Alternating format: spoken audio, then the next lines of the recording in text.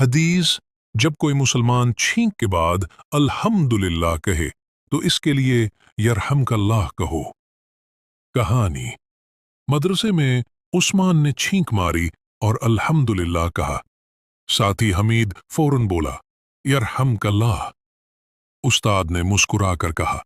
दोनों ने सुन्नत पूरी की और अल्लाह के फरिश्ते उन पर सलाम भेज रहे हैं। छींक में भी मोहब्बत का पैगाम है।